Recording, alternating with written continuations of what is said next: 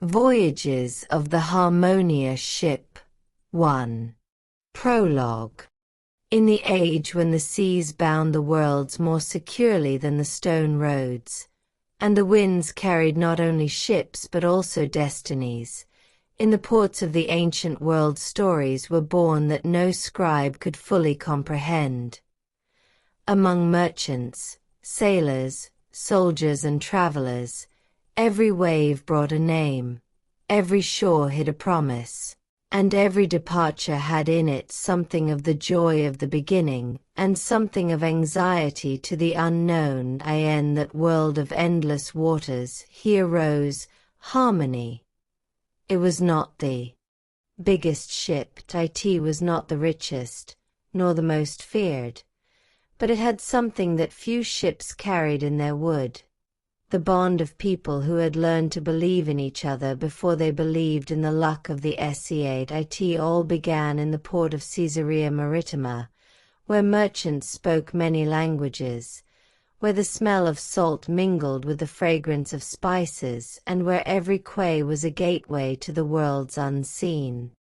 There, for young men understood that life is not measured only in the years spent on land, but also in the courage to lift the anchor.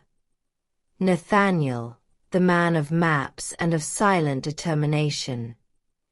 Azrael, the seeker of manuscripts, stars and hidden meanings. Livia Marcia, the clear spirit, able to see beyond commerce. Valeria, whose heart kept in it the force of silence and loyalty. Around them gathered 8 sailors from different ports, from Rhodes, from Alexandria, from Tyre, from Damascus, and from other shores of the old world, people who carried in them experience, fear, faith, and the desire to go further. Together they named their ship Harmony. The name was not chosen for its beauty, but for the truth it carried. It was their covenant. It was the trust that, in front of storms, treachery and the boundless expanse of the sea, only unity could hold the people together. This is the story of their first great voyage, story of ports and empires, of Mediterranean winds and eastward roads, story of trade and survival, of friendship and loss, of vows spoken on deck, and how the sea forever changes those who choose to follow its call. When Harmony lifted the anchor, none of them knew what they would lose and what they would discover. But they all felt the same. Beyond the horizon, destiny began. Contents. Chapter 1. Departure from Caesarea Maritima. Chapter 2. Shadows of Alexandria. Chapter 3. The Winds of the Red Sea. Chapter 4. Nadira bint Harun. Chapter 5. Monsoon. Chapter 6. Merchants of Malabar. Chapter 7. Troubled Waters. Chapter 8. The Fall of Azrael. Chapter 9. The Port that Receives Them Otherwise. Chapter 1. Departure from Caesarea Maritima. The morning of departure came over Caesarea Maritima with a clear, golden light that spread slowly over the quays of the harbor and over the calm waters of the east.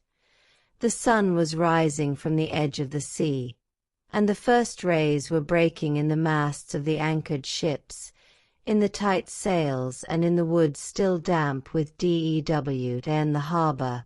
Life had begun before the full break of day. The porters were coming down from the quarters in the lower parts of the city. Merchants were opening their warehouses, and sailors were preparing ships for short journeys or for voyages that would take them far from known shores.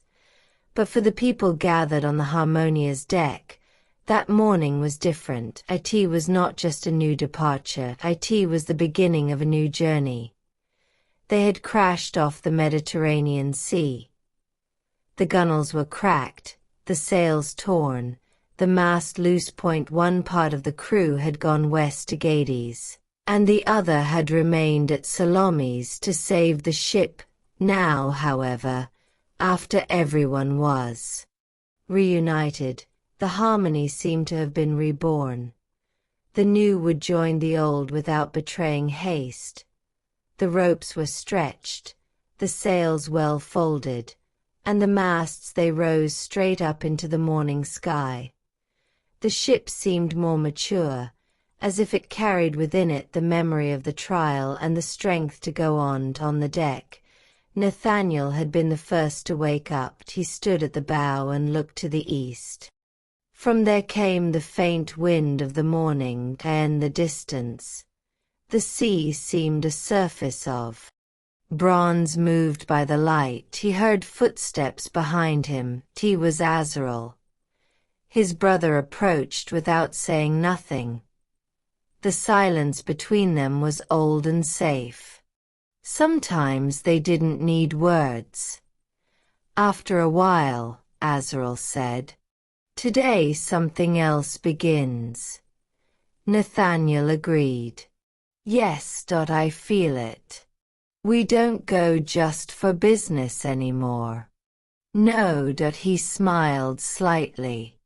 "This time we are leaving for the new world." Azrael rested his hand on the railing. Since childhood, he had been the man of manuscripts, languages and thought.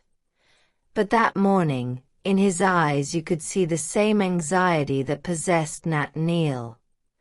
For both of them, the sea had become more than a road. It had become destiny.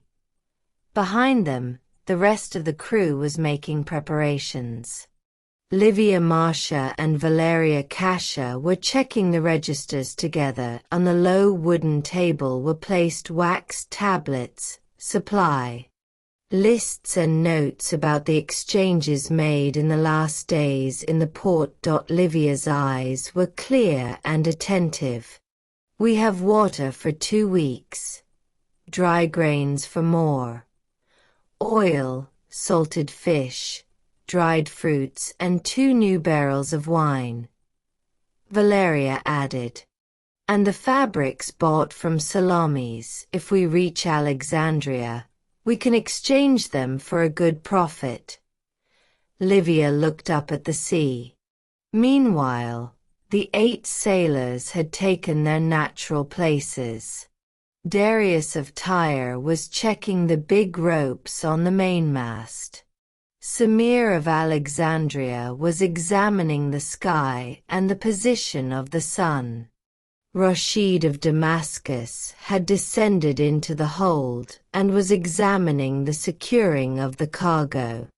Kaito sat almost still, staring at the surface of the water, as if listening to something the others couldn't hear. Nikos of Rhodes tapped the new board lightly with his fingers. Elias of Cyprus controlled the water barrels and tools. Marcus Flavius watched the people with the calm discipline of a soldier. Benaiah of Judea, the youngest of them, was moving faster than before. From the storm to the repairs at Salamis, a new confidence had been born in him. When everything was ready, Nathaniel went down to the middle of the deck. They all turned towards him. He looked at the faces gathered around him. People from Idumea, Judea, Rome, Tyre, Alexandria, Cyprus, Rhodes, Damascus and other shores. People who otherwise would never have met. And yet, now they were together. "Today," he said, "we are leaving for the East." He let the words settle. "We don't know everything that awaits us. We don't know what winds we will meet. But we know one thing, that Harmonia carries us all." Marcus approved briefly. Azrael looked at the crew. "And if everyone keeps their place, The sea will not find us divided.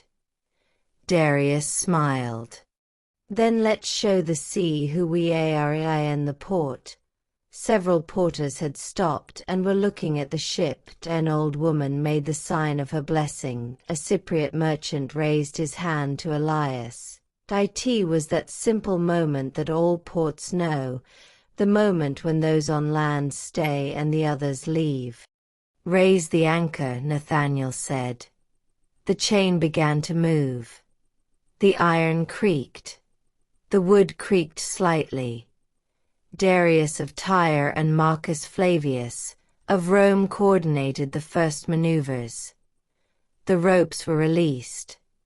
The sails slowly went up. The moment the wind caught them, the Harmonia started like a living being. Then she broke away from the quay. Slowly, almost solemnly. Caesarea Maritima began to lag behind. First the walls of the harbor, the warehouses, the silhouettes of people were clearly visible. Then the outlines shrank and the voices were swallowed by the water.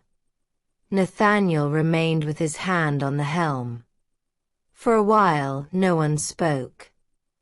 Everyone felt the same, that slight break between land and sea, between safety and the unknown. After the harbor was almost completely lost in light, Samir came next to Nathaniel. The wind is holding well. If it stays like this, we can descend to the southeast without weight. To Alexandria. Yes. And from there the long journey begins. Nathaniel looked ahead. For the first time, he was not thinking only of the next port. He was thinking of the stretch of the road to Cyprus, to Egypt, to the Red Sea, to Arabia, to India, to everything that lay beyond the edges of the maps he had seen as a child. During the afternoon, the sea became more open. The waves rose slowly. The ship sailed with the wind short on deck. The usual rhythm of sea life was already beginning to settle. Elias shared the first meal. Rashid checked the load again. Benaiah was given the task of overseeing the aft side. Azrael sat in the shade and jotted down the first road observations on a tablet. Valeria approached him.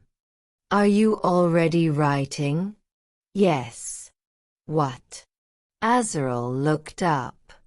"So as not to forget the beginning." She smiled. "Then write this too. Today the sea welcomed us, and the evening, the light changed. The sky became deep and clear. The water began to have copper and purple reflections." Kaito, who had spoken little all day, approached Nathaniel. "Tomorrow the wind will strengthen." "How do you know?" "The sea says." Nathaniel smiled. He had learned not to ask many questions when Kaito talked like that. When the night fell, the stars appeared one by one to the people on land. The stars were beauty to the sailors. They were the way. Samir showed Benaiah some constellations. "These you will learn. When you cannot see the land, they keep your mind straight." Benaiah listened attentively. To that time, Nathaniel and Azrael remained together again at the bow. Around them, the sea breathed in darkness. "Are you afraid?" Azrael asked. Nathaniel answered after a few moments. "Yes. Me too." Then he smiled. "But that means we're going where we need to go." His brother laughed softly. Behind them, the Harmony moved forward safely, cutting the black water under the stars. Behind her remained Salamis. Ahead lay the sunrise. And so began the second great voyage of the ship. Not with noise. not with triumph, but with wind, with light, and with 12 men who chose to go together on the second day after leaving Caesarea Maritima. The Harmonia was proceeding quietly to the east. The wind had settled well in the sails, and the sea was gentle, with long smooth waves hitting the gunwales at a rate almost equal to the breathing of the men on board. Behind, the shores of the island had all but disappeared. Ahead, all that could be seen was the blue expanse of the Mediterranean Sea and the thin line of the horizon. In the morning, everyone was minding his own business, but there was a quiet restlessness in the air. There was no fear. He was aware that once he left land, the journey to India really began. Nathaniel felt this more clearly than anyone. He sat at the helm and looked ahead, but his thoughts went back to his childhood in Idumea, to his father Eliab, to the days when he stood on the wharf in Caesarea Maritima and he watched the ships coming from lands he couldn't even name. Then, the sea had been a dream. Now it had become a liability. Azrael approached him. "You think a lot." "Yes. On the way. To the people who go with us." Azrael understood. "Me too." A little later, Nathaniel called everyone on deck. The sun had risen well above the water, and the light was falling straight over the ship's timbers. The 12 gathered around the main mast. There were the 4 owners, Nathaniel, Azrael, Livia Marcia and Valeria Cassia, and the 8 sailors, Darius of Tyre, Samir of Alexandria, Rashid of Damascus, Caito, Nikos of Rhodes, Elias of Cyprus, Marcus Flavius of Rome and Benaiah of Judea. The sea surrounded them on all sides. There was no longer a port. There was no longer a shore. Only them. Nathaniel looked at the faces gathered before him. Some he had known for years. Others he had known for less time. But each had already been through the storm, fear and work with the others. "We wanted to talk today," he said, "because from now on we are no longer just people who share the same ship." To let the wind carry the words a little. "We are leaving for a long journey. Longer than any we have taken so far. We will see ports some of us have never seen. We will encounter new winds, and perhaps dangers we do not know." Marcus Flavius watched him carefully. "True." Nathaniel continued. "That's why I want us to know one thing clearly. You see, man does not go alone. If one falls, all feel it. If one makes a mistake, all pay." Azrael took a step forward. "In the old manuscripts," he said, "I read that some ships perish not because of the storm, but because of the division of people." Rashid agreed. "That's right." Livia then looked up. "And a merchant ship lives by trust. Merchandise, water, food, decisions, all require order." Valeria calmly added, "And without faith in each other, the road to India will be nothing but a long peril." After a moment of silence, Darius laughed lightly. "Then say clearly what you are asking for." Nathaniel looked at him. "An oath." The word remained between them. It was not an oath made in front of a tribunal or a temple. It was something else. It was a covenant between men on the water. Marcus Flavius spoke first. The Roman folded his arms and said, "I swear to keep discipline on this ship as long as I live and can hold the sword or the rope." Then Darius of Tyre, I swear to keep the sails and maneuvers with all my skill, and not to leave my men in trouble. Samir from Alexandria raised his eyes to the sky. I swear to read the stars and the wind as much as I can, so that we don't lose our way. Rashid said in a low voice. I swear to guard the goods, exchanges and agreements, and not to let greed divide us. Nikos from Rhodes touched the wood of the mast. I swear to keep the whole ship. Elias from Cyprus added. I swear to protect water, food and everything that keeps our daily life. Kaito spoke simply, as was his way. I swear to listen to the sea. They all smiled a little. Then it was Benaya's turn. The young man looked excited.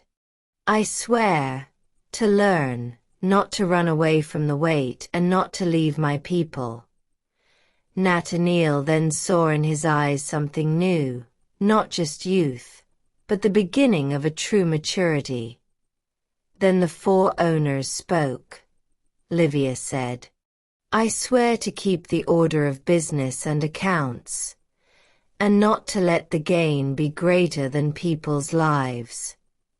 Valeria continued, I swear to be fair in advice and steadfast in danger. Azrael looked at everyone's faces. I swear to keep the memory of our journey, in writing, in words and in clear judgment. Everyone turned to Nathaniel, who remained silent for a moment. Then he said, I swear to hold the helm as long as I can and not to take you where I myself would not go. After these words, the sea remained for a few moments the only voice. No one spoke. Tea was a simple moment. And that's why it was powerful. Azrael then took out a wooden cup from a small cloth. In Idumea, he said, our father used to say that when people share the same water, they also share the same road. Elias brought a jug. The cup was filled. Everyone drank a little. Tea wasn't wine. It was water. The water of the road. The water of life. After the last passed the cup, Kaito looked towards the horizon. Now the sea knows us. Darius laughed. Let's hope we like itby noon. The quiet tension of the morning was gone. People went about their business, but every movement seemed to have a different weight. Marcus took Benaiah with him and showed him how to check the safety knots. Samir explained the position of the sun and how you can feel the wind change before you see it. Nikos went down into the hold and called Elias to look at the joints of the wood on the foredeck. Livia and Valeria were talking about the supplies and the upcoming ports. Alexandria first, said Livia. Then the south. And after that the real unknown begins. Nearby, Azrael was writing on a tablet. Valeria approached. Do you write the oath? Yes. Why? Lest we forget. She smiled. I don't think we will forget. In the evening, the sea changed slightly. The wind strengthened a little. The sails crackled briefly, then settled. Nathaniel felt the vibration of the rudder in his palms. It was not the same sensation as on the morning of departure. Now he felt something else. He was not leading the way alone. That night, after the stars had climbed into the sky, the 12 sat for a while on deck without speaking much. There was no need. Everyone knew that something unseen had happened that day. The ship was no longer just wood, sails and cargo. It had become a covenant, and the The darkness hid the coasts of Syria and Egypt. Farther on, still unseen Alexandria awaited them. And beyond it, the southern seas, Arabia and the long road to India. Before going down to rest, Azrael close to his brother. Now it really begins. Nathaniel looked at the stars. Yes. Are you afraid? A little. Azrael smiled. Then it's good. Why? Because the fearless man forgets to be careful. Nathaniel laughed softly. Beneath the clear night sky, Harmony was advancing towards the east. And on the seas of the ancient world, the 12 were no longer just fellow travelers. They were men bound by an oath. The third morning at sea found them far from the shores around Cyprus. The sky was clear and the northeast wind was pushing the Harmony with an equal and sure power. The waves rolled long, unhurried, and hit the gunwales with a repeated sound that, after 2 days of travel, had already become part of the life of the people on board and deck. The pace of the journey had settled naturally. Darius and Marcus checked the sails. Elias distributed water and food. Samir watched the light and the height of the sun. Nathaniel held the helm in the early hours of the morning, and then briefly left it to another, just so he could look ahead, toward the east. But that day it was Azrael who was most deeply concerned with the journey. Early that morning he had gone down to the small room below the deck which served as his storage place for tablets, scrolls and maps.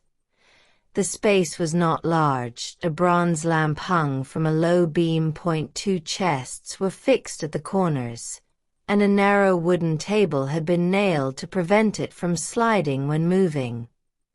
There he had placed his treasure. Manuscripts bought from Caesarea Maritima.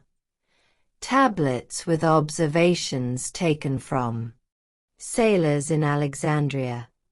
Fragments of maps collected from various ports, a copy of an old route bought from a Greek merchant in Rhodes, and above all, his own notes.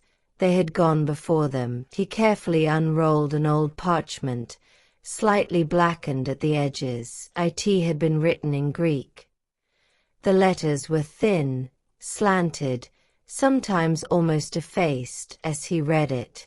The motion of the sea seemed to disappear. It was the testimony of a navigator who had gone south from Alexandria to Berenice Troglodytica, and thence into the waters of the Red Sea. He spoke of hidden reefs, of sudden winds, and about bays where the water became so clear that the bottom seemed close at hand. Azrael took his tablet and began to write down. Reefs to the southeast. The waters deceive the eye. Entering the bays requires morning light.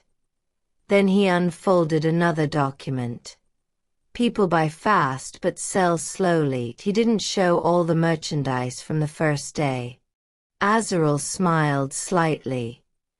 The world didn't just leave maps, it also left wisdom. When he looked up, he saw Nathaniel coming down. His brother leaned against the door. You are here since the sunrise. Yes. And Azrael showed him the scrolls. The road begins to take shape.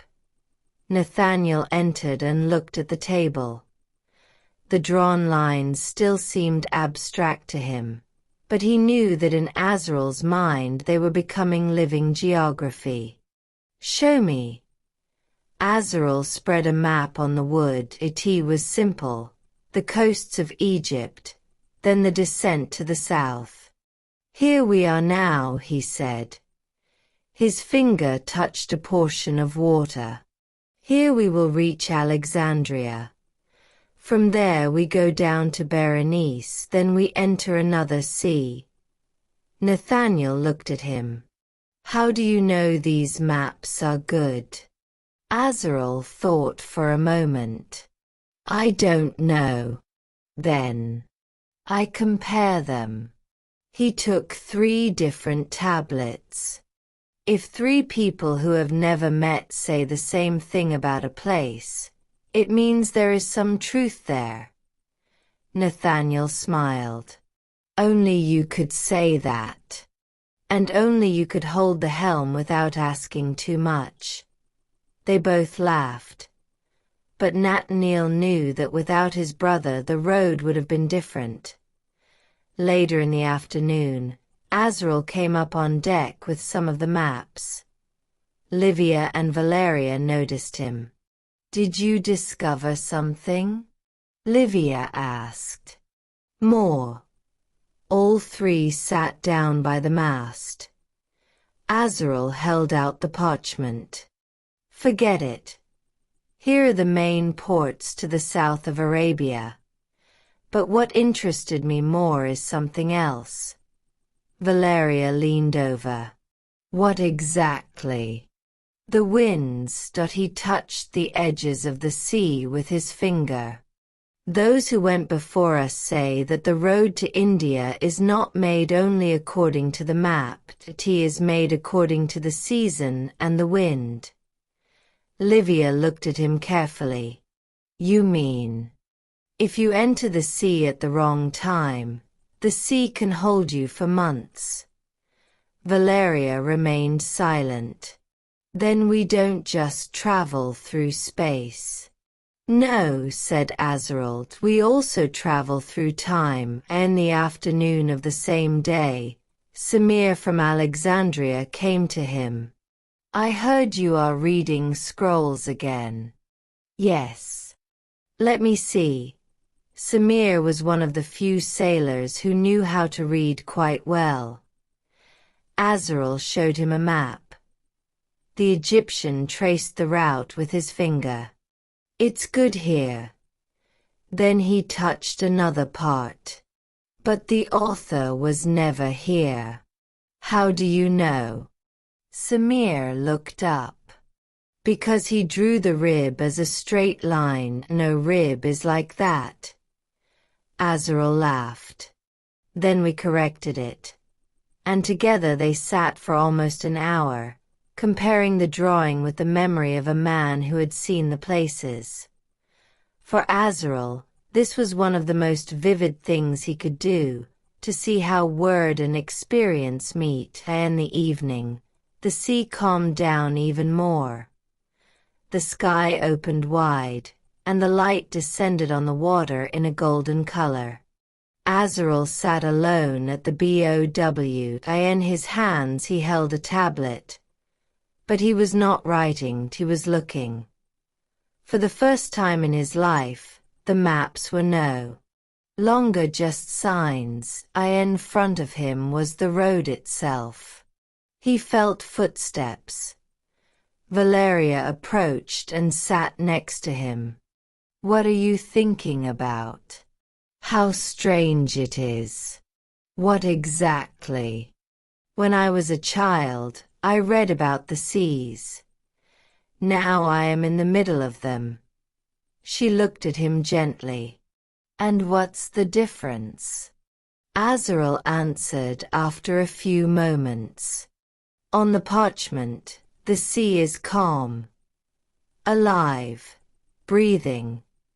Valeria smiled. And that scares you? Little. It calms me down. Why? Because she is alive. There was silence between them. Darius's voice could be heard nearby. Marcus was showing something to Benaiah. Nathaniel was looking towards the setting sun. Azrael looked again towards the horizon line. He then understood something that no manuscript could fully convey. Maps do not tell everything. They show the way. But they cannot show the courage of those who walk it. When night came, Samir began to show the stars to young Benaiah. Azrael also approached. "Those will take us to the south," said the Egyptian. "And if the clouds hide them?" Benaiah asked. "Then you listen to the wind." "And if you don't even feel the wind?" Samir smiled. "Then you wait for the morning." Azrael retained the words. He wrote them down a little later.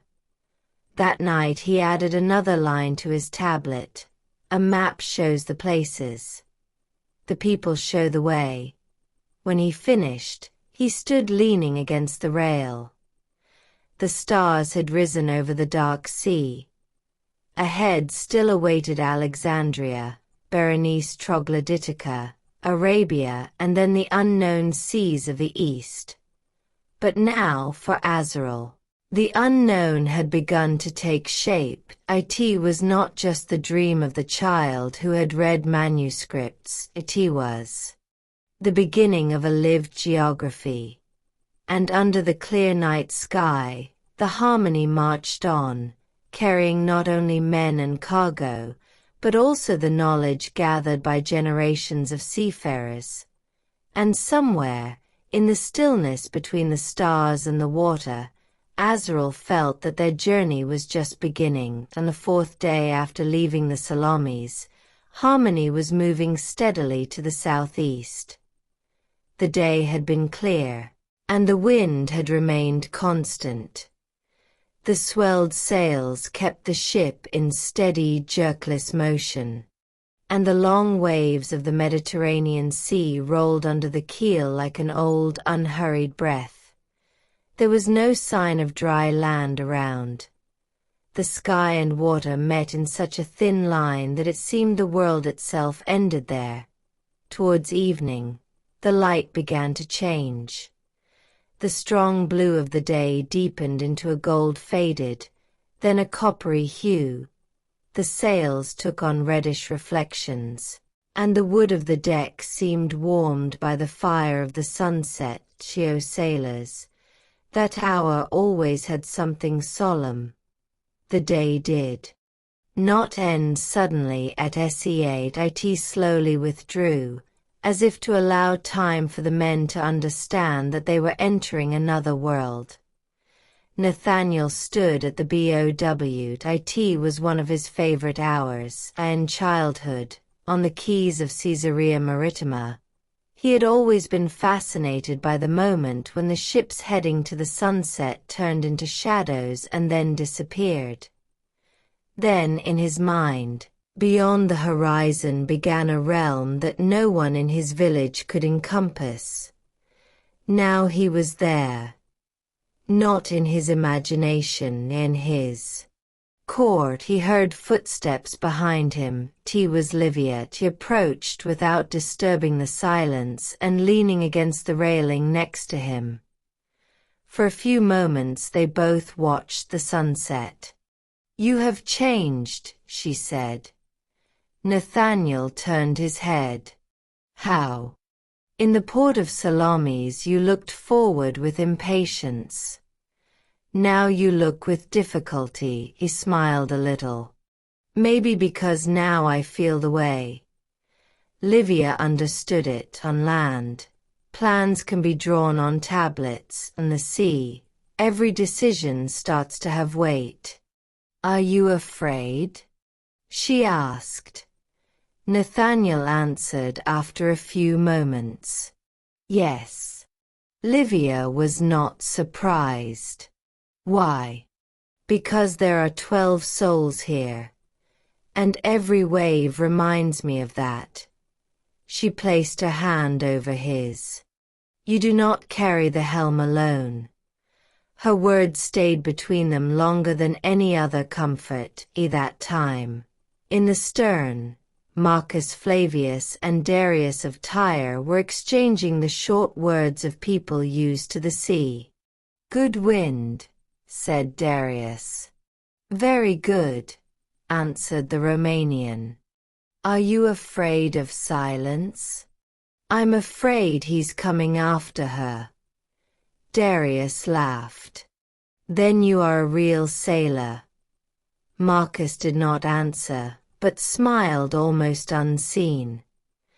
Closer to the mast, Samir from Alexandria was teaching Benaiah to read the first signs of the night. Look there, said the Egyptian, pointing to the sky. When that star climbs more towards the south, you know the wind is holding. Benaiah watched with wide eyes. And if the clouds come? Then you learn to listen to the water. The young man was silent. What do you mean? Samir hit the board lightly. Each sea speaks differently. Benaiah thought about these words. For him, everything was still new. Until recently, he had been just the boy from Judea who learned from others. Now he began to feel that the sea was changing not only his job, but also the way he looked at the world. When the sun went down completely, the sky remained for a little while in a deep blue light, almost transparent. Then the first appeared stars. The night at sea came differently than on land. It didn't bring only darkness, it brought space. It seemed that the world opened up above and below at once. Azrael sat with his back against the mast and looked at the sky. In his hands he held a wax tablet, but this time he didn't write. Valeria came closer. Are you not taking notes today? Not. Why? Because I don't know how to write this. She looked up at the stars. What exactly? The fact that the night here seems bigger than the world. Valeria smiled. Maybe because on land the walls teach us to see a little. Azrael looked at her. And the sea? The sea has no walls. They stayed together without any other words. Between them there was no need for many explanations. They understood each other by the way they looked at things. Later, Elias brought a tray of dry bread, olives, and some salted fish. People ate simply, sitting on the deck or leaning against the crates. No one spoke loudly. The night demanded a different tone. My first night at sea, he said, was on the way south, when I was Benaiah's age. They all looked up a little. I thought the sea was only darkness and danger. I didn't sleep at all.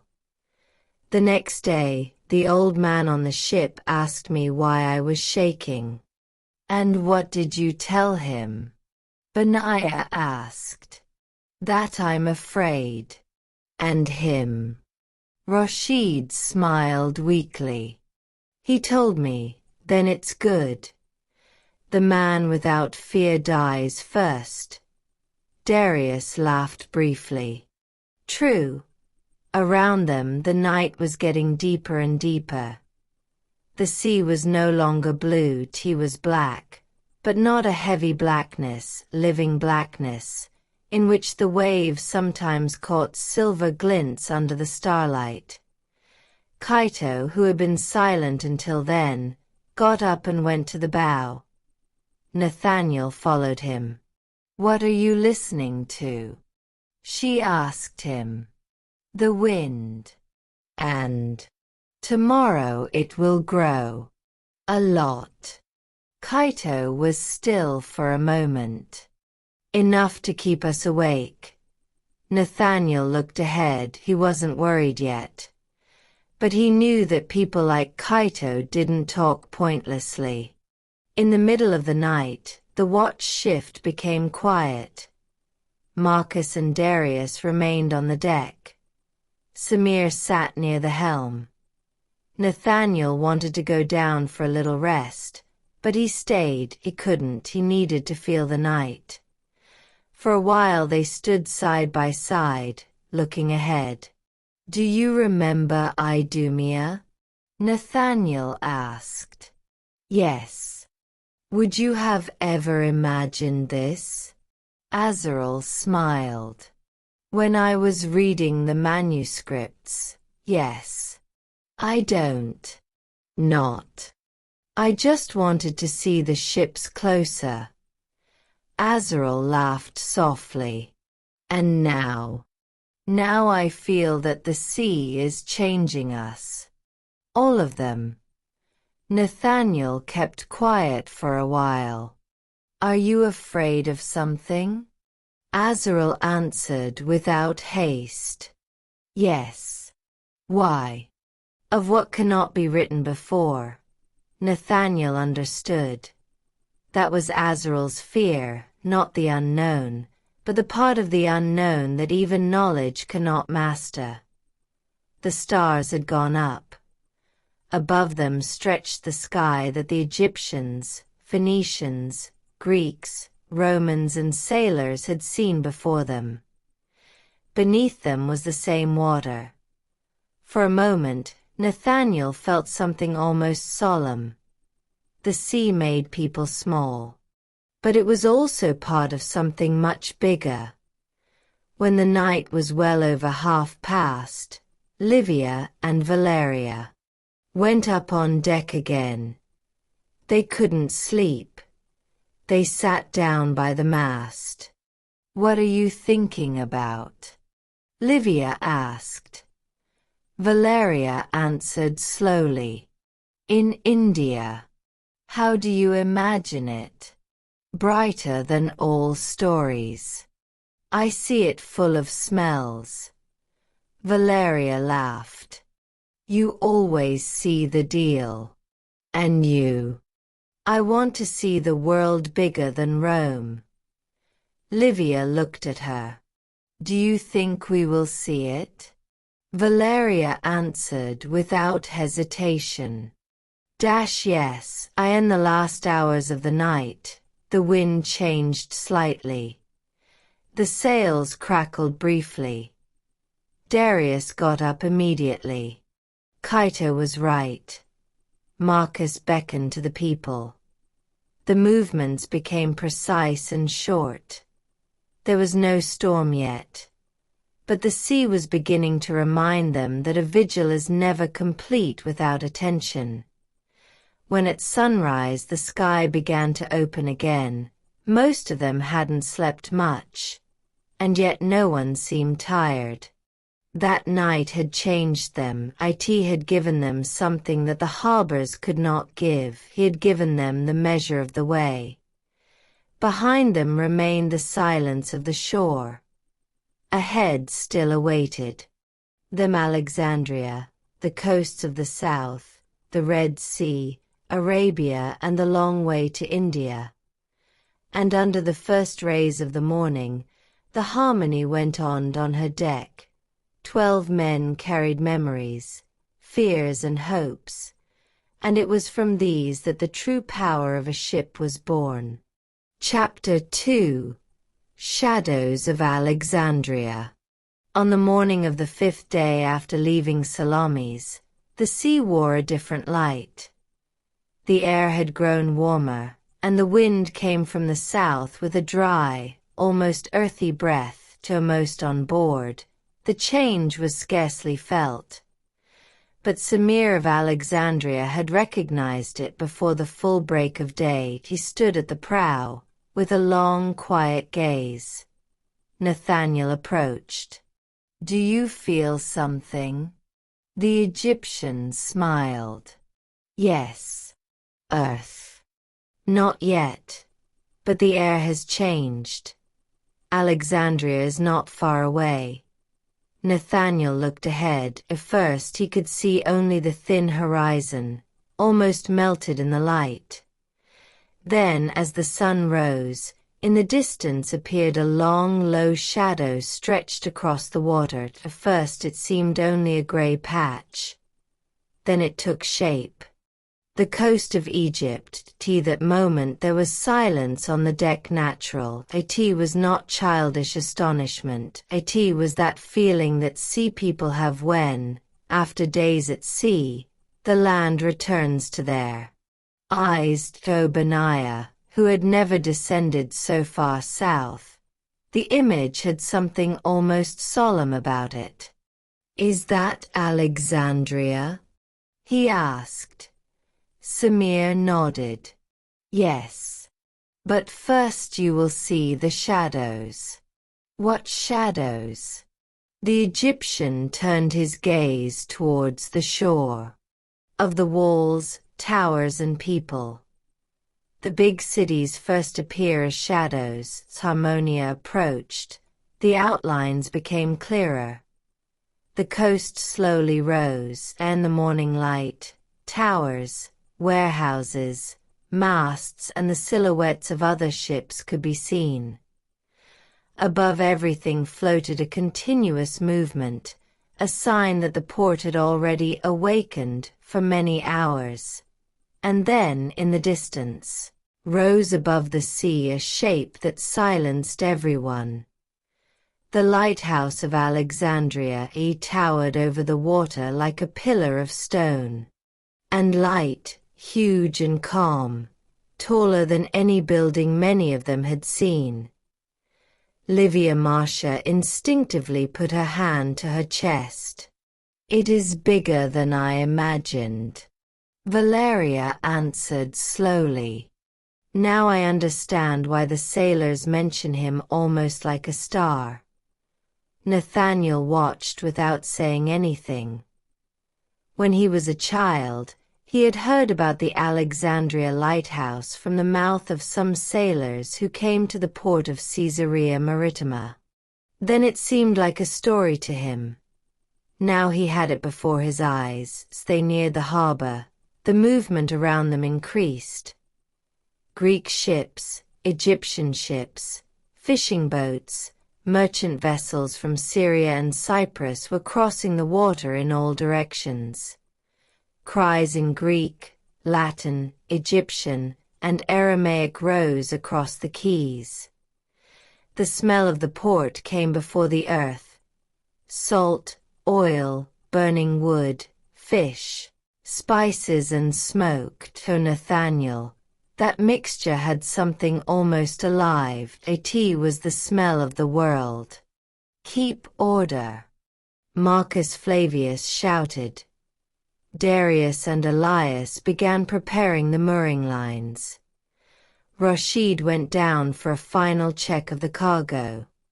Samir walked past Nathaniel. "Follow me. You get into Alexandria better if you listen to the man who grew up here." Nathaniel smiled. "Today the helm is yours, Samir." They entered slowly among the other ships. The port was bigger than anything they had seen before. Long stone quays, warehouses erected in orderly rows, simple wooden cranes, rows of amphorae, barefoot porters, clerks with tablets. The wharf was touched and the ropes were tied. A kind of peace settled in the people. After days at sea, the earth had a different weight under his feet. Benaiah went down among the first. He stopped for a moment and looked around in amazement. "It's as if all the countries have gathered here." Rashid laughed lightly. "That's it." In the first hours after docking, they had no time for wonder. Preparations had to be made. Livia and Valeria went together to the trade offices. They had supply lists, prices and calculations. In Alexandria they were going to buy the things without which the journey south would have been dangerous. Water in new vessels, spare sails, thick ropes, wood oil, tools and dry food. Rashid accompanied them and the merchant square. The city pulsed with an almost dizzying energy. Shouting, animals, children running. Scribes, stalls of fish, bread, wine, myrrh, and cloth. Livia moved through the crowd with calm precision. Her eyes saw immediately who was asking too much and who was willing to drop the price. "Water first," she said. "And the cloths," added Valeria. Rashid approved. "And we leave the spices for the return." Meanwhile on the ship, Nikos from Rhodes, Elias from Cyprus and Marcus Flavius were carefully checking everything. Nikos lightly tapped his fingers on the sideboard. "The wood holds up well. But I want 2 spare beams." "For what?" Benaiah asked. "Because the sea doesn't ask when it hits." Elias controlled the water barrels. "We can't skimp here. The road to the south demands more than the Mediterranean." Marcus, as usual, looked at the people. And without laziness, on the other side of the harbor, Azrael and Samir had gone to the scribes' quarter. For Azrael, Alexandria was something other than a harbor. It was a city of the word. The streets were wide. The columns cast long shadows. People passed by in different clothes, with different languages and gestures. Manuscripts. Azrael felt the same emotion he had felt as a child in front of the first scrolls. An old Greek showed him a map of the southern coast. "Up to Berenice Troglodytica," he said. Azrael studied her. "And further." The old man shrugged. "Further begins the sea that only those who return know." He bought the map. Then 2 more tablets with observations about currents and reefs. When he returned to the port, he carried in his arms not only scrolls, but also the feeling that their path was widening. T noon. The 4 owners met again on the Harmonia deck. Livia handed out the list. "Water bought. Canvas and ropes bought," said Valeria. "Maps and notes taken," Azrael said. Nathaniel looked at them. "Then Alexandria welcomed us well." Samir smiled. "Alexandria welcomes everyone. But it doesn't hold them." In the afternoon they started loading. The porters brought barrels, sacks, crates and canvases. Marcus coordinated. Rashid noted. Elias checked. Benaiah learned quickly. The sun was slowly descending over the port, and the shadows stretched between the warehouses. Maybe that's why, at that hour, Nathaniel understood why Samir had talked about shadows in the morning. Alexandria was full of light, but it also carried the shadows of the world, the shadows of roads, of trade, of empires, of people coming from everywhere and leaving again. In the evening, the 12 went down to the city for a little while. They ate warm bread, fish, olives and lentils in a courtyard near the port. Benaiah he watched everything without tiring. "I thought the world was big," he said. Darius laughed. "And now? Now I think it's even bigger." Azrael looked at the streets full of voices. "And we have only touched the beginning." That night, back on the ship, they stayed for a while on deck. The Alexandria lighthouse was burning in the darkness. Its light was spinning across the water, calm and safe. Nathaniel was leaning against the railing. Livia approached. "What are you thinking about?" "To the south." "In India?" "Yes. And how little we know." Livia smiled. "Then it's good." "Why?" "Because the man who thinks he knows still learns nothing." Nathaniel looked at the lighthouse again. Tomorrow they would buy a few more things. Then came the descent south, to Berenice Trogloditica to the Red Sea to Arabia, and to the long road of the east. Under the light of the lighthouse, Harmony seemed small. But for the 12 it was enough. It was their wooden house, the ship that carried them on. And in the shadow of Alexandria, the rail journey was just beginning. The next morning, the light came over Alexandria with a white, almost sharp glow. There was still salt air from the sea, but over the quays there was also the smell of baked bread, oil, fish, incense and heated sand. The harbor had awakened long before sunrise. Harmoniously, the people moved. Unhurriedly, but in an orderly manner. Marcus Flavius checked the ropes once more. Nikos had gone down to look at the joins of the gunwales. Darius and Elias were supervising the last barrels of water. Nathaniel had remained close to the ship, attentive to the rhythm of the port. That morning, however, Azrael and Livia Marcia had another way. The night before they had decided to use the time left in Alexandria not only for shopping, but also for understanding. If they wanted the road south and then to India to be fruitful, they needed to know better the way the merchants of Egypt thought, wrote and made covenants. Livia gathered her hair under a light scarf. Azrael took her tablets, a writing knife and a leather pouch for parchments. "Let's start with the market," she said. "And after that the archives," he answered. They got off the ship and entered the city. Alexandria in the morning seemed like a huge organism breathing through hundreds of voices. The wide, straight streets were already full of people.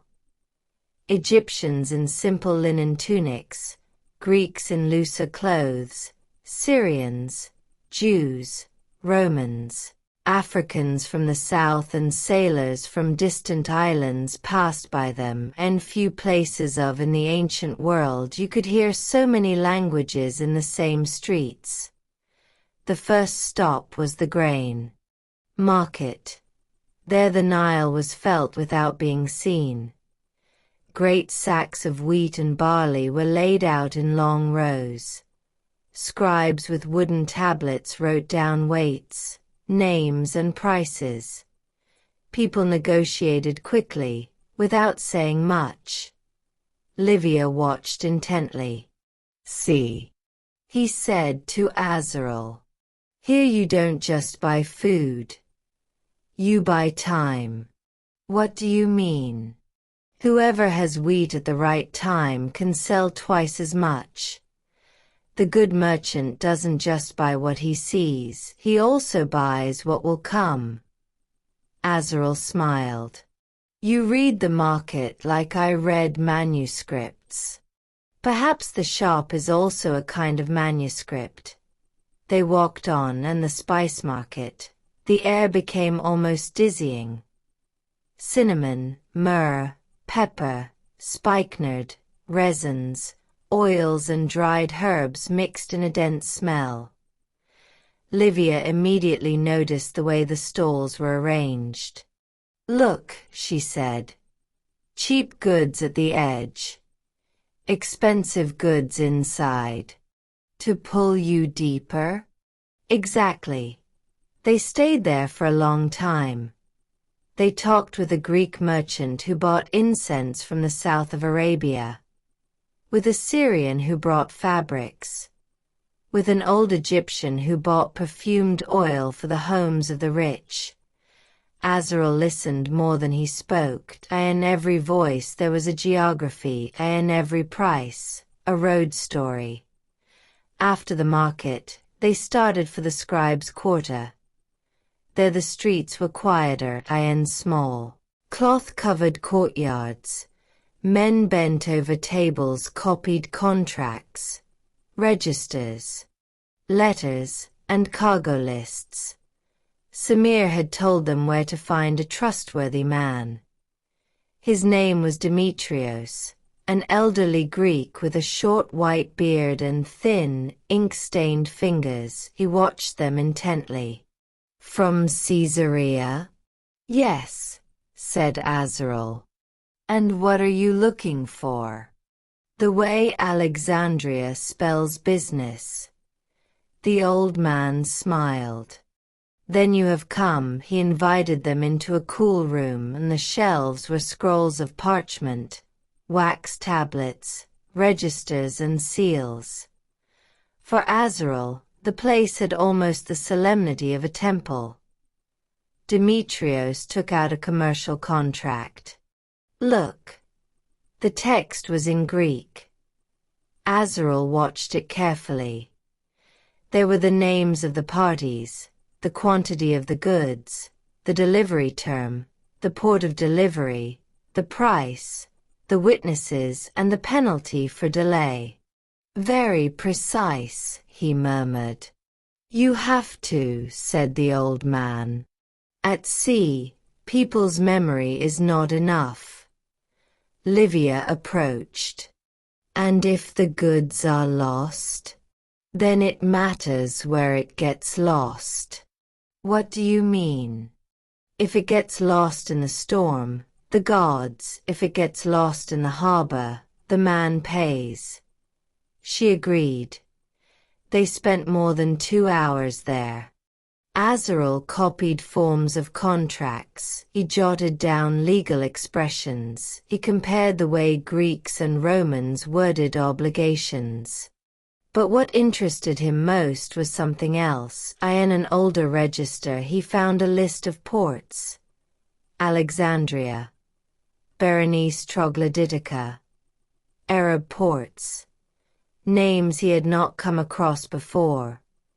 Mentions of eastern coasts. He felt a thrill. Their path took root in other people's documents. "Can I copy this?" he asked. Demetrios looked at him. "If you have patience." Azrael had.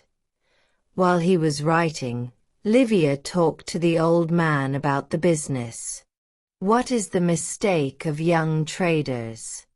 she asked. Demetrios gave a short laugh. "I think that the goods make the fortune. And not. No. Trust does it." Livia remained silent. A man who pays fairly and delivers on time will always find goods. A greedy man remains alone. These words stuck to him. Till noon they went out into the street. The light was strong. The city was buzzing with voices and movement. They stopped in a courtyard where bread, cheese, dates and cold water were sold. They ate simply. For a few moments they were silent. Then Livia said, "Alexandria is not like Caesarea." "Not. There the port is the city. And here." Azrael looked around. "Here the port is just one of the hearts of the city." She smiled. "And what did you find?" "More than maps." "What exactly?" "The way the world connects through words." Livia looked at him. "And I found something else." "What?" "That business is not just buying and selling." "Then?" "Its memory, its reputation, its patience." In the afternoon they went to the inner docks, where cargoes brought up from the Nile arms arrived. There they saw another Alexandria. Low, long boats, loaded with papyrus, grain, oil and fruit. People tanned by the sun. Overseers with canes. "This is where the Nile begins," said a young scribe. "And where does it end?" Azrael asked. The man smiled. "In the sea, and in the fortunes of Rome. Livia watched how the goods were noted before being moved. Nothing entered or left without writing. She understood then why empires love scribes. In the evening, the two returned to the port. The sun was going down, and the shadows of the columns and warehouses stretched across the stone on the deck. Nathaniel was waiting for them. Azrael picked up the bag of scrolls. We found ways. Livia smiled. And rules. Rashid approached curiously. Good rules. Very good, she said. Especially for people who want to go far and come back. In the evening, after they ate, Azrael spread the scrolls on the small table below the deck. All four owners gathered around them. He showed them the ports, the contract formulas, and the observations about the trade. Valeria watched carefully. This will help us. Yes, said Azrael. Especially when we will enter ports where no one knows us. Nathaniel rested his hand on the wood of the table. And what did you learn today? Azrael answered without haste. That the maps show the places. And the contracts. It shows the connections between people. Livia added. And without moorings, no ship goes far. That night, after the others fell asleep, Azrael stayed for a while on deck. The Alexandria lighthouse was still burning over the water. Behind him was the city, markets, archives, scribes, merchants, voices. Ahead awaited him the south, the deserts, the ports of the Red Sea, and the long road to the east. He opened the tablet and wrote a single line. The Nile carries cargo. People carry trust. Then he raised his eyes to the darkness of the sea. He now knew something he had only intuited before. Ships don't just connect shores. They connect worlds. The night had descended over Alexandria like a thick cloth, but not dark. The city did not disappear with the sun, but changed. Lights lit in the windows, torches on the quays, lanterns on the ships, and especially that constant glow in the distance. The huge lighthouse that dominated the entire horizon made the night seem alive, almost breathing. On the Harmonia's deck, Nathaniel sat motionless. The wind gently touched his face, bringing mixed smells: salt, wet wood, resin smoke, and perfumes from the city. Below him, the ship she swayed gently, tied tightly to the wharf. But for the first time since leaving Salome's, it was not the ship that preoccupied him, but what he saw beyond it. The lighthouse of Alexandria rose from the water like a column of stone reaching to the sky. Its light rotated slowly, steadily, like a giant heart of the Yes. The beam passed over the waves. The water brightened for a moment, then darkened again, as if the sea itself breathed in the rhythm of that distant fire. Nathaniel said nothing. Next to him came Azrael. "Are you not sleeping?" asked his brother. "Not yet." Azrael looked in the same direction. "You've been watching him for a long time." "Yes." "And what do you see?" Nathaniel was silent for a few moments before answering. "I see how small our ship is." Azrael smiled slightly. "Or how big the world is."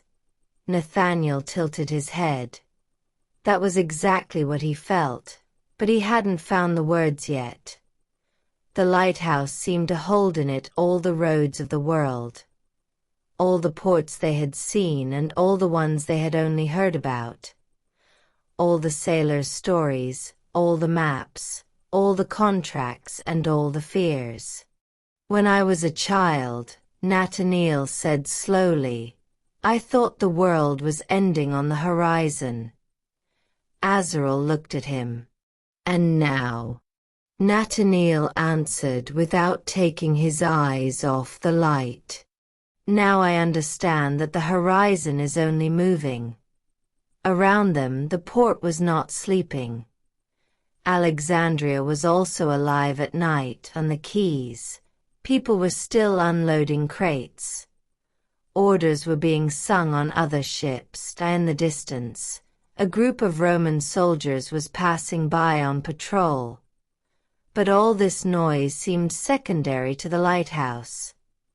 Azrael leaned against the railing. Do you know what the scribes said today? What? That this lighthouse is like an open book for all sailors. Nathaniel smiled weakly. And what is written in it? Roads. The wind picked up slightly, and the light of the lighthouse passed over them again. For a moment, the deck was as bright as day, and that moment, Nathaniel saw the harbor differently. Not as a place, but as a knot, a place where people met from all directions of the world. From Egypt, from Syria, from Greece, from Africa, from distant islands. Everyone came and went, no one remained. It's bigger than I imagined, he said. Azrael nodded. And I've only seen one side yet. The others also climbed onto the deck, one by one, attracted by their silence. Livia Marcia stopped first. What are you doing here at this hour? We look at the world, answered Azrael. Valeria smiled. And the world is watching you. Next came Nikos of Rhodes, followed by Elias of Cyprus. Later, Samir of Alexandria and Darius of Tyre approached without saying a word. Even Marcus Flavius, usually stern and attentive to orders, remained for a few moments beside them. No one spoke much. There was no need. The lighthouse spoke for all. Samir broke the silence. Do you know why some call it the eye of the sea? Why? Asked Benaiah, who had just climbed in as well. Because he sees everyone who comes and goes. Marcus agreed. And keeps them in order. Darius laughed lightly. Or warns them. Azrael looked at the spinning light again. For me, he said, it seems more like a memory. Memory? Valeria asked. Yes, as if the sea remembers all the ships that passed by. Nathaniel was silent. That thought seemed heavy and beautiful at the same time. As the night progressed, the harbor began to quieten. The activity slowly moved inland. But the lighthouse remained constant, tireless. Like a heart that never stops. Livia sat down next to Nathaniel. Tomorrow we leave further, she said. Yes. Are you thinking about the road? I think about how many roads are already here. She smiled. And yet, we choose only one, Nathaniel agreed. That moment, he felt something new. Not only the responsibility of the ship, but the weight of the choice. Because in Alexandria he had understood something simple. The world was not a road, but a network of roads. And they were going to enter a more unknown part of that network. Azrael approached again. Look carefully, he told her. I'm watching. Not the lighthouse. Then, The way it lights. Nathaniel closed his eyes for a moment. When he opened them, the lighthouse was still there. But it was as if it was no longer just a tower. It was a promise, sign that the world was not closed. That night, each of them stayed longer than usual on the deck. Some silent, others speaking softly, but all with the same feeling, that what they saw was greater than anything they had experienced before. Later, when most had gone down to rest, Nathaniel was left alone. The lighthouse continued to rotate. Its light passed over the water, over the ships, over the harbor, over the people. And for a moment, Nathaniel had the impression that he saw not only Alexandria, but all the ports of the world in the same place. Alexandria, Berenice Troglodytica, Salome, Caesarea Maritime, and beyond them, still unseen, India, all connected by the same light, all part of the same vast expanse. Nathaniel took a deep breath. For the first time, he no longer felt like just a young man on a ship. He felt like a man in a world without clear boundaries. And in that silent understanding, the Alexandria Lighthouse was no longer just a building. It was the beginning of a consciousness, a light that didn't just point the way to the sea. Vast indeed was the world they had entered. After days spent in the turmoil of Alexandria, Harmony left the familiar waters of the delta at dawn and began her descent southward. The Mediterranean Sea, which until then had been their way and support, was gradually changing its nature. Bored, the journey was entering another stage. It was no longer just trade between known ports. It was the beginning of the road to the edge of the Roman world. When the coast of Egypt appeared again on the horizon, it was no longer the green of the delta or the bustle of Alexandria. It was a barren, long, almost lifeless line. The desert was beginning to show its true power from the very edge of the sea. Semirov. Alexandria was the first to recognize the place. "Everything changes here," he said slowly.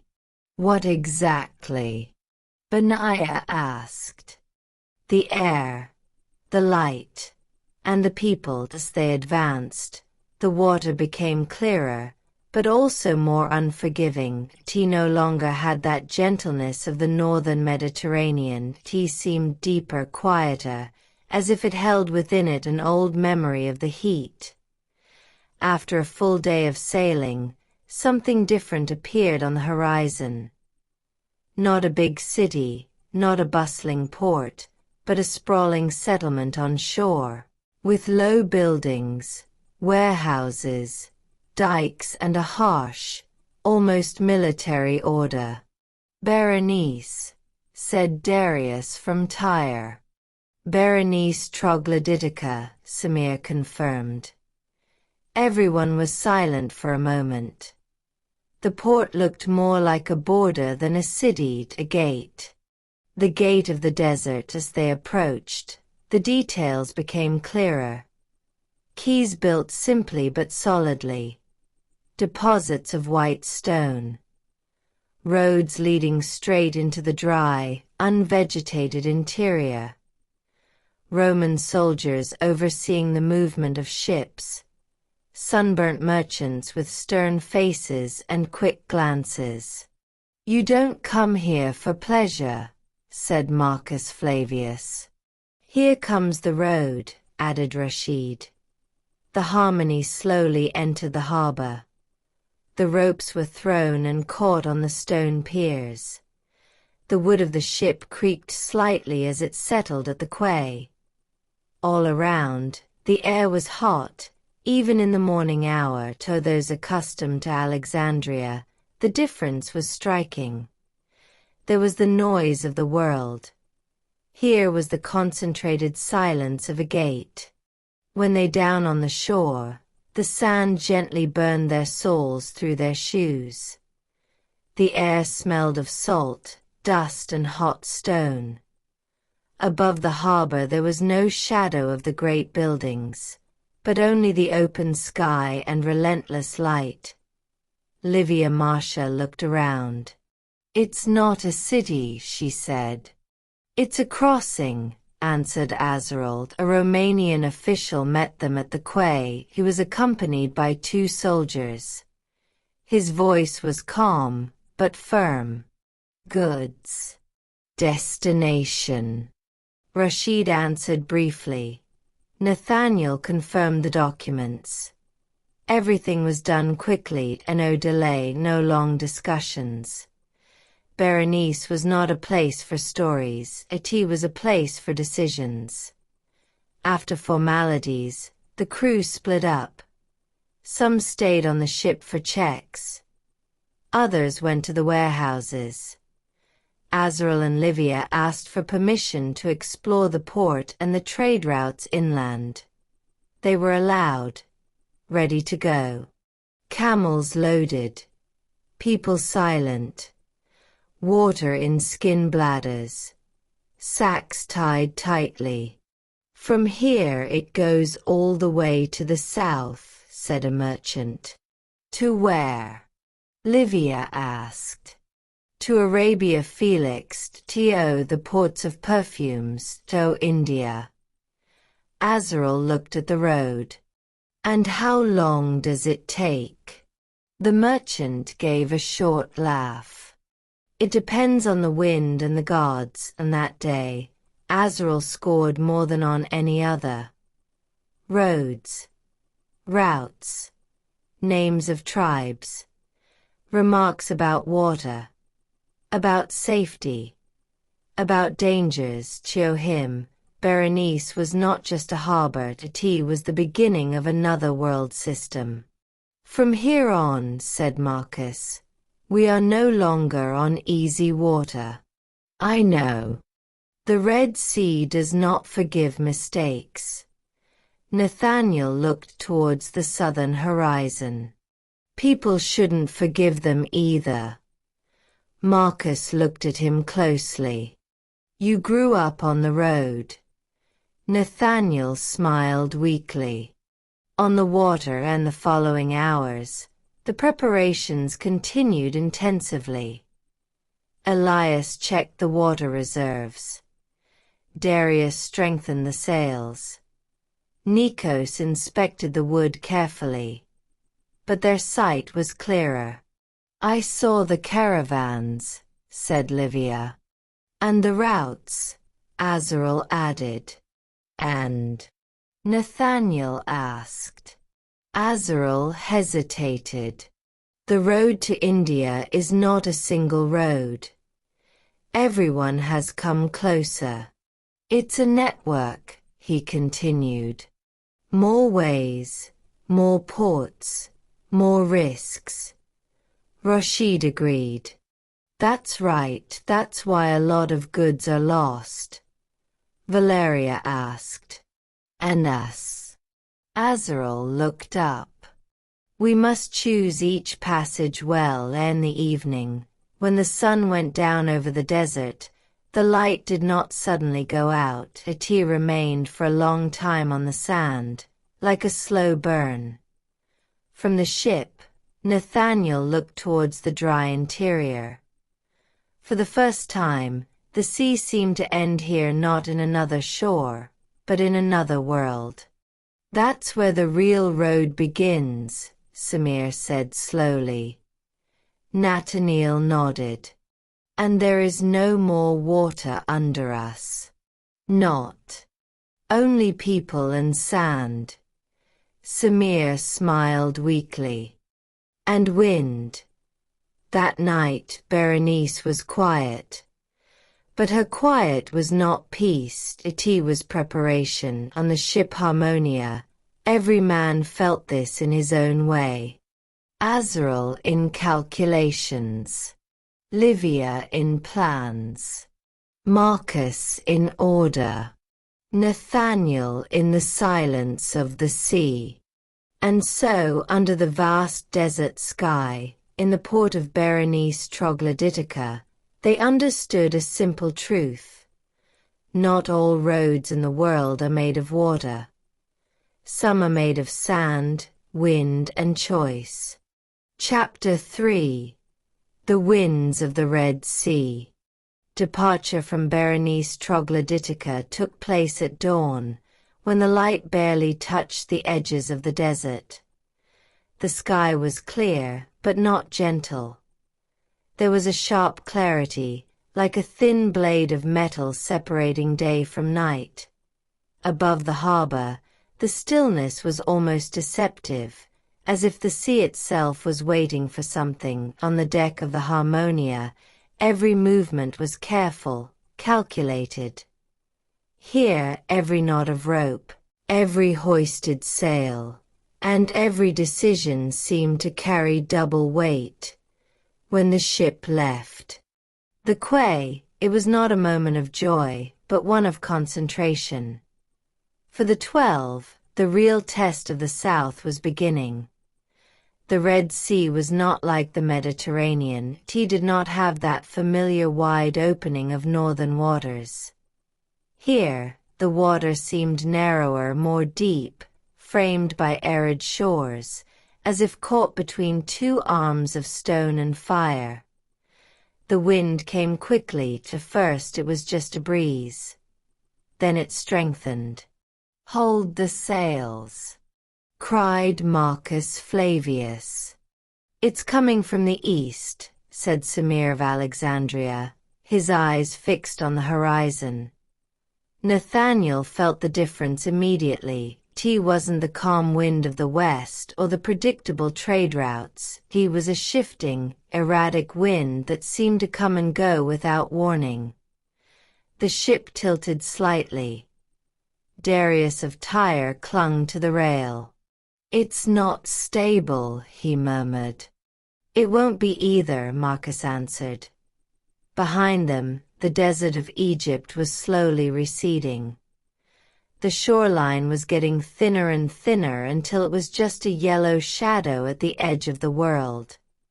For Azrael, that moment had a special meaning. He took out a tablet and noted the direction of the wind, the intensity and the sudden change of the currents.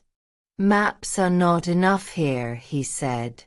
"What do you mean?" asked Livia Marcia. "That this sea changes faster than anyone can write." Livia looked at the water. The waves were shorter, sharper. They hit the ship with an energy different from that of the Mediterranean. It was not open anger, but a restless movement, as if the water was alive and impatient. "We have to get used to it," she said. "Or learn it," Azrael added as they advanced. The wind began to behave unpredictably. It changed from one direction to another without transition.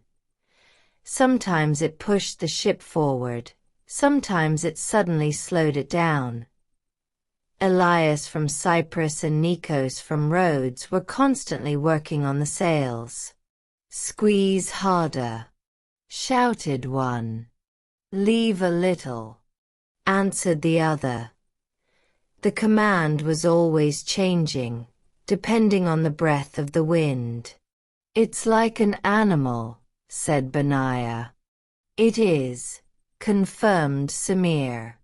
"And how do you control it?" Samir smiled. "You don't control it. You get it." On the third day on the southern waters, the sea showed its first serious change. The morning started off calm, but by midday the sky partially closed. It wasn't a storm, but there was a tension in the air. The wind picked up again, this time from the northeast, pushing the waves at irregular angles. The ship began to bump against its own motions. "Hold the proof," Marcus shouted. Nathaniel felt the wood shake under his feet. "It's not dangerous yet," said Samir, but his voice was lower than usual. "Still," Darius repeated. The waves grew slowly, like huge ripples on the surface of the water. They were not as tall as those of the Mediterranean storms, but they had a different, heavier density. That day, each crew member found his role clearer than ever. Marcus Flavius led the general movement. Nathaniel adjusted the direction. Azrael noted the wind changes. Livia was calculating the supplies and the pace of the sailing. Elias and Nikos controlled the structure of the sails. Samir interpreted the currents.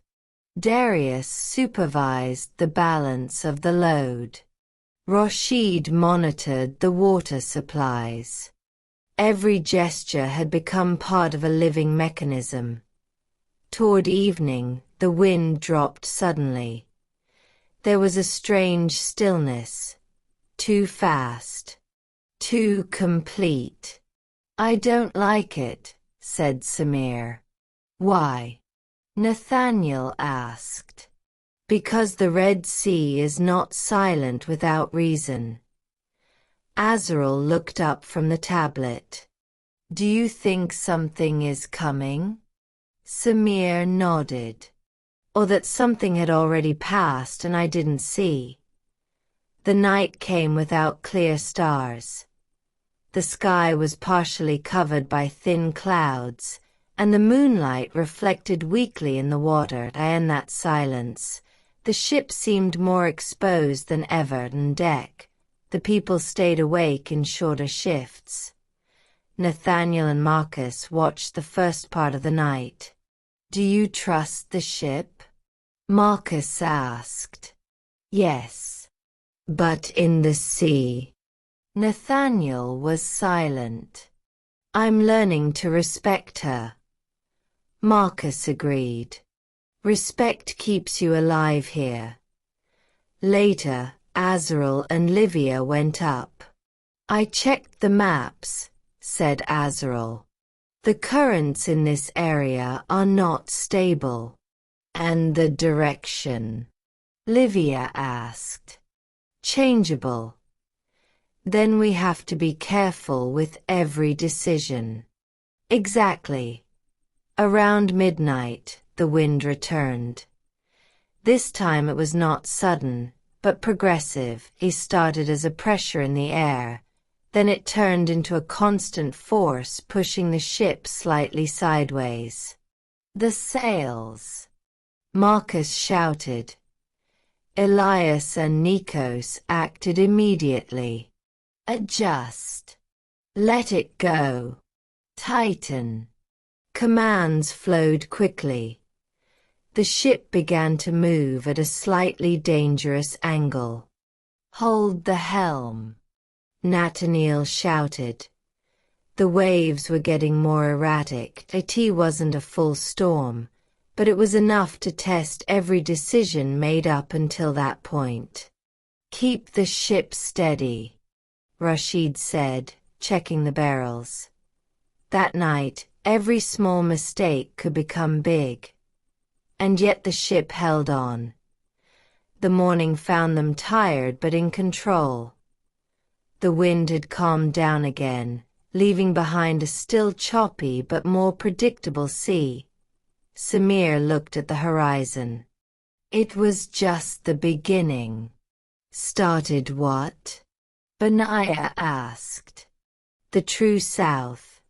Nathaniel looked at the water. For the first time, he felt that their path was no longer just a line on a map. It was a continuous struggle between man and nature of the sea. After the first trials in the southern waters, the Harmony entered a new rhythm, harder, more precise and without respite than anything they had known until then on the Red Sea. The days no longer had the same gentle flow as in the Mediterranean. Here every hour had a function, every movement a purpose, every man a fixed responsibility. The ship had become a living mechanism, and life on board was no longer just a journey, it was discipline. The morning began before sunrise. The first to rise was almost always Marcus Flavius, followed by Samir of Alexandria. The two checked the position of the ship, the wind and the state of the water and the silence before the light. Only a few words were exchanged. Direction. Stable. The wind. Weak, but changeable. Then the movement began on the deck. Nathaniel gave the signal to wake up the crew. There was no ringing of bells or chaotic shouting. There was an innate order, learned in the previous days. All at stations, in a few minutes, the ship was coming to life. Elias from Cyprus and Nikos from Rhodes were climbing the sails. Darius from Tyre was checking the cargo. Rashid was opening the supply books. Benaiah was learning how to tie ropes and clean the deck. Azrael was laying his tablets in a corner protected from the wind. Livia, Marcia and Valeria were checking the water, food and daily distribution. Each day was divided into clear segments. There was no free time in the land sense. There was only a break between tasks. Morning was for sailing and adjusting sails. Midday for maintenance. Evening for calculations, observations, and controlled rest. As the days passed, the crew learned the ship's rhythm, and the ship seemed to learn theirs. Nathaniel observed this best. When the crew was tired or careless, the ship became heavier, more unstable. When everyone worked in sync, they would seem to move more easily through the water. "It's like breathing," he told Marcus one day. "It's not as if," he answered. "He breathes through us." This idea settled deep in Nathaniel's mind. Life on board was not individual, it was collective. Any mistake by one became everyone's problem. Any success belonged to all. In the middle of each day, the sun became relentless. The sails thread by thread. "This is wear and tear," Nikos said. "We're fixing it now, not tomorrow," answered Elias. Darius was inspecting the cargo ties. "If he loses weight here, we lose our balance." Rashid calculated the water consumption. "We have to reduce the ration for 3 days." "How?" asked Livia. "Not much, but enough to get to the next safe point." Valeria wrote down everything on the ship. Nothing was left in the air. Everything was written, calculated, verified.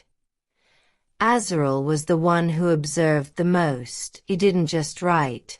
He analyzed the behavior of the crew. "Every man has a rhythm," he told Livia one day. "And the ship. The ship has a memory." Livia smiled. "And what do we have?" Azrael looked to the horizon. Responsibility. In the evening, when the sun went down over the Red Sea, the atmosphere changed again. Fatigue became visible. But discipline did not disappear. The 12 gathered on deck for the daily report. Marcus Flavius briefly presided over the meeting. "The wind was stable today. The sails resisted," said Elias. "The water is enough for 2 days," adds Rashid. "The road remains safe," concluded Samir. Then everyone wrote down their observations. In those moments, Nathaniel felt the weight of his role most clearly. He was not just a navigator, he was the link between them all. Without coordination, everything fell apart. After the report, there was a short period of silence. Some ate in silence. Others sat on the deck. Benaiah listened to stories from Samir. "Why is this sea different?" he asked one evening. Samir answered simply, "Because it does not forgive the lack of attention." And the Mediterranean? It teaches you. Here you learn faster or you don't learn at all. In those days, Azrael and Livia Marcia started to organize small daily journals. Not just about the cargo, but about life on board. How much water is consumed? How long does a sail adjustment take? How the crew reacts to wind changes. "This is not just trade," said Livia. "What is it?" "It's life organization." Azrael jotted that thought down. For him, each day became a chapter in itself. One afternoon, the wind began to shift slightly. Not dangerously, but enough to require constant adjustments. Marcus gave short orders. "Pay attention to the test. Sails light to starboard. Don't force the ship." Elias and Nikos worked without pause. Nathaniel felt how each adjustment changed the direction. "That's the difference," Samir told him. "Between a team and a group of people." "Which?" "A team does not wait for the order. They anticipate it in the evening." The fatigue was heavier than ever. But also the deeper understanding. Life on board was not about comfort, it was about continuous adaptation. One of the nights, Nathaniel stayed on deck longer than usual. He looked at the sky and the water at the same time. Next to him came Azrael. "Are you thinking about the road?" asked his brother. "I'm thinking about people." "Why?" "Because without them, the sea would be just water." Azrael smiled. "And with them, it becomes world." The silence between them was not empty, it was full. During that time, each member of the crew learned something essential.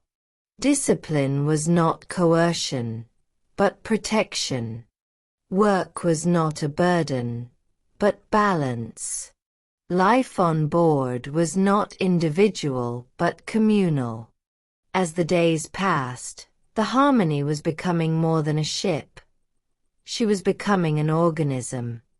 She was breathing through sails.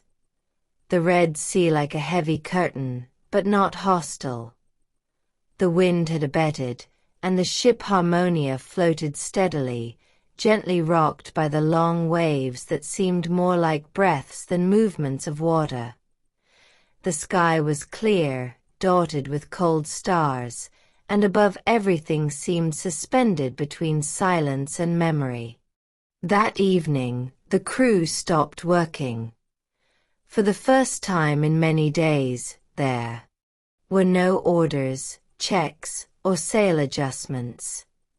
Only weariness, silence, and the natural need to talk. On deck, around an oil lamp, the 12 slowly gathered, as if drawn by the same invisible force. The wood of the ship still retained the heat of the day, and the smell of salt and resin was milder. Marcus Flavius gave no order. There was no need. "Tonight," said Nathaniel, "we are not sailing, we are listening." His words were simple, but they changed the atmosphere. Everyone understood that it was not an ordinary break, but a rare moment, the one where people who share the sea also share their lives. Samir from Alexandria smiled slightly. Then let's begin. Each of the 8 sailors sat closer to the light. Around them, the rest of the crew, Nathaniel, Azrael, Livia Marcia, Valeria, Darius, Marcus, Elias and Nikos, listened in silence. The first to speak was Rashid from Damascus. His voice was calm, used to the weight of the stories. "I was not born at sea," he said. "I was born between the caravans." He paused. "Before I worked on ships, I used to go with my father through the desert, towards Arabia Felix. I thought that the sand was the only possible world." He smiled weakly. "Until one day when I saw the water." He looked up at the horizon. "The first ship I boarded was smaller than this one, and it seemed bigger than a city." No one interrupted. "I learned that water doesn't forgive haste. But it doesn't forget work either." T ended simply. "That's why I'm here." Benaiah followed, who usually listened more than he spoke. "I come from Judea," he said. "From a place where the sea was only seen in stories." He smiled shyly. "When I arrived on the first ship, I didn't know the difference between a rope and a chain." A few smiled. "But I learned quickly. Because if you don't learn at sea, you don't stay long on it." He looked at the others. "Here it doesn't matter where you come from. It matters if you know how to keep your balance." Then it was Darius from Tyr's turn. His voice was harsher. "I grew up in the port. I saw the ships leaving and returning." He paused. "Some never came back." His gaze narrowed slightly. "I learned that the sea doesn't make promises. It only offers chances." He looked at Nathaniel. "And not to everyone." Elias from Cyprus followed, who spoke more softly. "My family worked the wood of the ships," he said. "My father used to say that every ship has a heart hidden in the beams." He lightly tapped the wood of the deck. "If you don't respect it, the ship betrays you." He smiled. "That's why I check everything twice." Nikos from Rhodes looked up. "I was a fisherman," he said simply. "Not a merchant. Not a soldier. A fisherman." He laughed briefly. "But the sea doesn't let you stay just like that." He looked at the water. "He taught me that sometimes you have to leave the net and catch the direction of the wind." Samir from Alexandria followed. "I have seen more ports than you can count," he said. His voice was quiet, but it carried weight. "In Alexandria I learned that the world is not big.it is connected." He smiled slightly. "And every ship is a message." He looked at the others. "We carry messages without words." The last of the 8 was Marcus Flavius. He was more silent than the others before he spoke. "I come from Rome," he finally said. "I served on military ships." He looked at the deck. "There are no stories there. There is order." He looked up. "But on this ship I learned something else." He paused. "That order without people becomes just noise." The silence that followed was not heavy, it was full. Each story added a piece to the image of the crew. Nathaniel looked at the circle formed around the light. There were no longer just 8 sailors and 4 owners. They were a single structure of experiences. "And you?" Samir asked after a while. "The 4." Livia smiled slightly. We started on land, she said.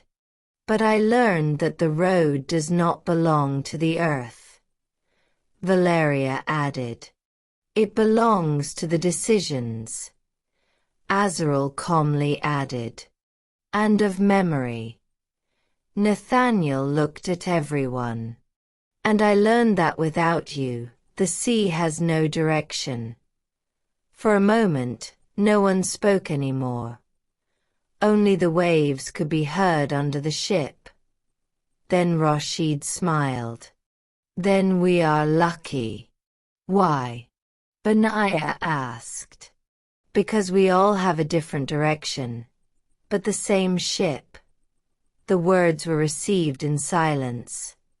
That night, something subtly changed between them. Not by oaths, not by orders, but by understanding. Each marine became more than his function. Each story became a bridge between people. They immediately separated.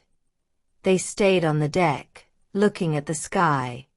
Samir pointed to the stars. Every port has its sky, he said. But this is the same for everyone, answered Azrael. Livia smiled. This is what holds us together.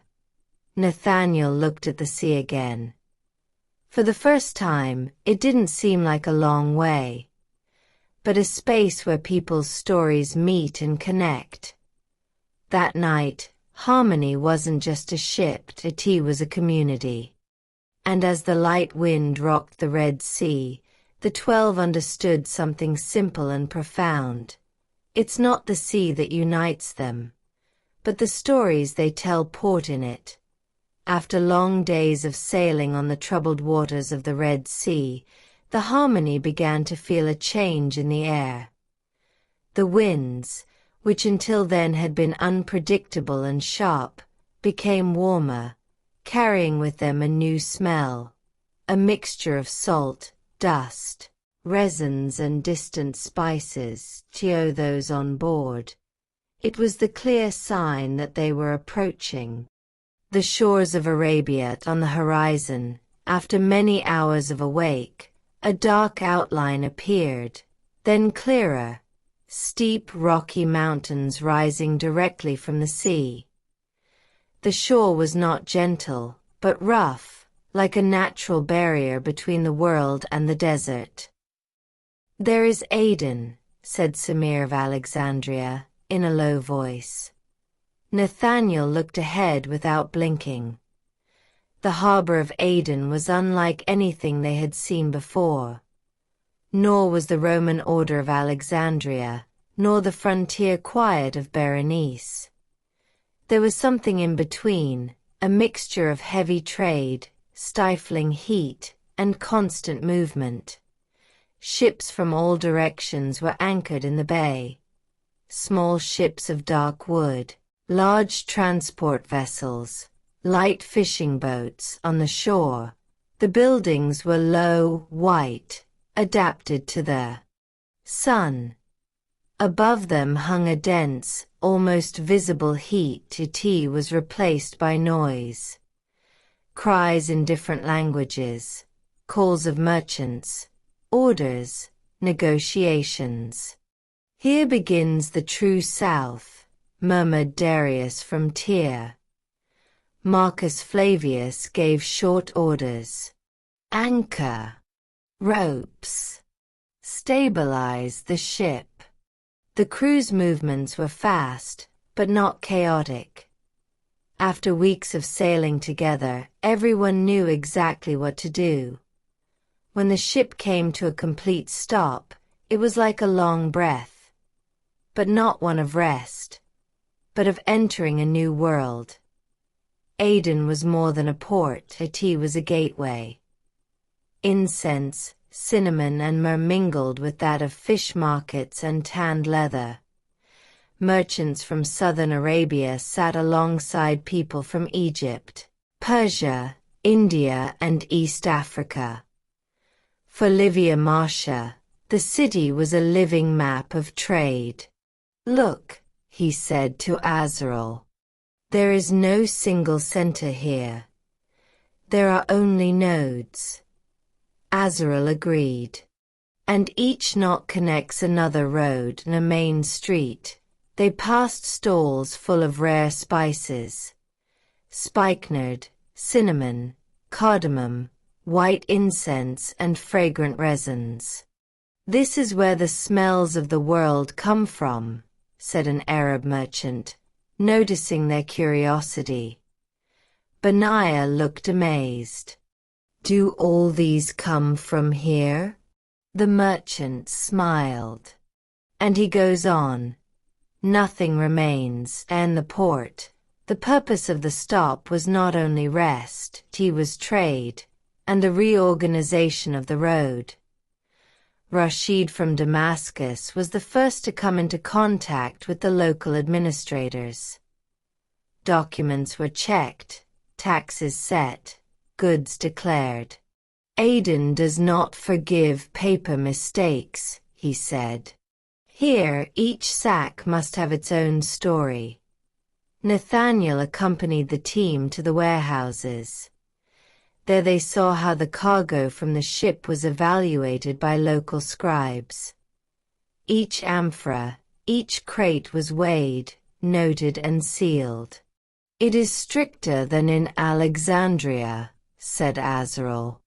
It's a different system, answered an Arab scribe. Here, trade passes through the desert. Nothing can be lost on the way. Valeria noticed something important. Everything is calculated for the distance, not for the port. Azrael agreed. Here come not only ships. Here come travelers to something else. In Aden, the crew met new types of people. Not just sailors, but long-distance travelers. An Indian captain told them about monsoon winds, an East African merchant about ports on the Indian Ocean, an old Arab showed them maps drawn on goat skin. The road to India is not a single one, he told them. It is a dance of the winds. Samir listened carefully. And who does the dance wrong? The old man smiled. It doesn't end. Those words stuck with them. Not all was quiet in Aden. The port was intense, competitive, sometimes rough. Merchants watched each other. Prices changed quickly. Information was power. Darius noticed that right away. Here you don't just lose money, he said. You lose position. Marcus Flavius strengthened the crew's discipline. No one goes alone in the city. Never. One evening, a small incident showed the local tension. A porter tried to overload a crate of spices without approval. Rashid quickly intervened. The rules are clear. The discussion was short but firm. In Aden, firmness was the common language. After a few days, the crew gathered on Harmonia to discuss the next stage. Azrael held out the maps. From here, he said, we have two main options. Livia added. The coastal route or the open crossing to the east. Samir agreed. Both lead to India, but differently. Nathaniel listened carefully.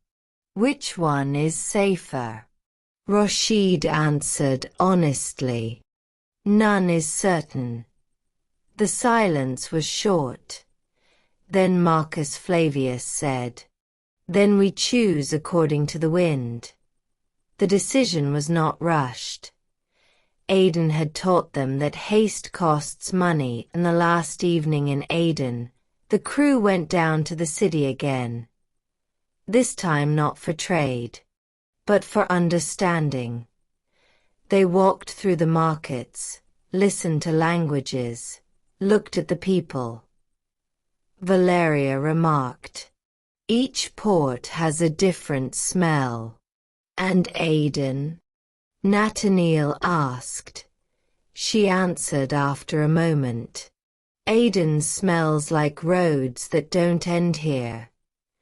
Azrael looked towards the port. This is where the maps become real. On the morning of departure, the sun rose quickly over the surrounding mountains. The air was already hot. The ropes were raised.